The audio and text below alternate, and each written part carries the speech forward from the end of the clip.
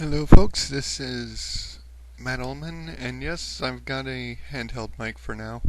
My headphones, at least, on my old setup have gone bad. I don't know about the mic yet. I'm going to try that later on when I actually have time to sit down and think about it, and I don't have something riding on it. Probably this weekend.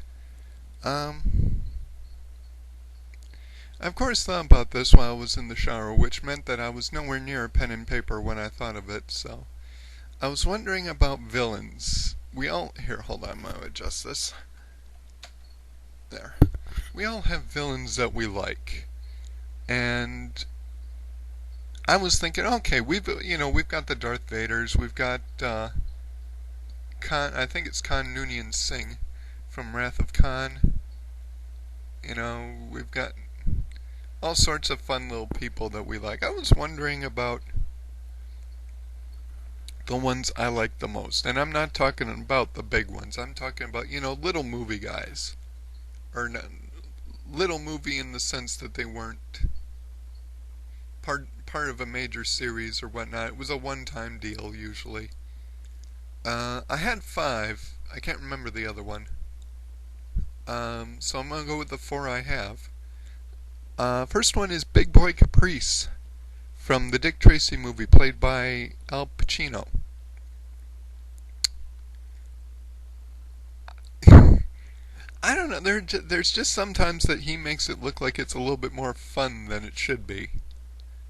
He was nominated. I was so happy when he was nominated for an award for it. I was pissed that he didn't get it. I'm going to take these off. I was pissed that he didn't get it because he really should have. And the scene that they put up for it when they were announcing it was the scene where he was talking to where he was yelling at the mobsters for basically fucking up. And he tips over his desk. And it is just so good, I just like his portrayal of it. He's a mobster, yes. Does he make any excuses? No, he doesn't see the need to. So, in fact, that's kind of a running theme through these. Is the people that I like as villains often don't see themselves that way. Ha! I remembered the last one. I can't figure out why I forgot it. I'll do that one next. In fact, okay, going to it. Next one is, I believe it's Koura, or Koura, played by Tom Baker in The Golden Voyage of Sinbad. Again, he's a dark magic user. He knows that he's not, little Mr. Good Guy there. He knows he's bad, but he doesn't see himself so much as evil. The thing that really helps him out is Ahmed, his servant in the movie, really humanizes him. Because Ahmed is not, he's loyal to his master, but he hasn't really probably been, either he hasn't been around his master long, or his master hasn't used much magic long. When he uses magic, it takes a physical toll. It physically ages him. And the first time Ahmed sees that, really startles him, and for the rest of the movie, he's almost like a nurse. Trying to, like, okay, yes, we know, yes, you're going to be big and powerful, yes, you're going to rule the world, now keep your strength or you won't live long enough to do it. And it really makes a good duo. It's one of the first times I've seen a villain really have a good coupling, a good pair. He has a good sidekick. You don't see villains with sidekicks very often. So, or if you do, they're mini-me's. They're smaller versions of the person themselves. In this case, they're pretty much black and white. They're like Abbott and Costello Laurel and Hardy. They are distinctly different people, but they work. You can't separate the two and have the same accomplishments. If you separated him, maybe Tom might get overzealous. He may use so much magic he'd die before he finished. So, but I just like that. I like that pair. The third one is Raul as M. Bison in Street Fighter. And this, I know, if anybody watches, is going to get a lot of honking because, oh, Street Fighter was so horrible. Well, it was a fighter movie. What the fuck did you expect? You're not going to get Gone with the Wind out of a video game. Okay? I don't care how many times you retool it. It's not possible. Now, saying that, there were a couple of fun little jobs doing acting there.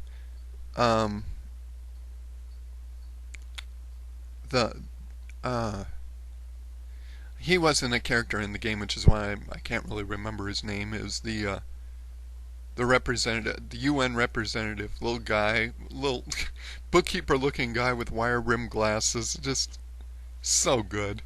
He isn't in it much, but the time his character is in it, the guy just plays him so well. There's a bad guy, I can't remember his name, has an eye patch, and the guy who plays him does really good. The guy who plays the Russian does very good. But the one who takes it is Bison. And again, Bison doesn't see himself as a villain. Bison is just simply, he wants world peace through his order. He's a tyrant. He's not evil in his mind. He's just trying to liberate the peoples of the world. And of course, the only way they can be liberated is to follow him. But if you watch him, yes, he's manic. Yes, he's got the typical bad guy stuff. But there are scenes with him where he flips the coin. One where he finds out that one of the characters is dead. The main character, I can't remember his name either. Boy, I'm doing well today. And the other one is probably one of my favorite scenes in movies.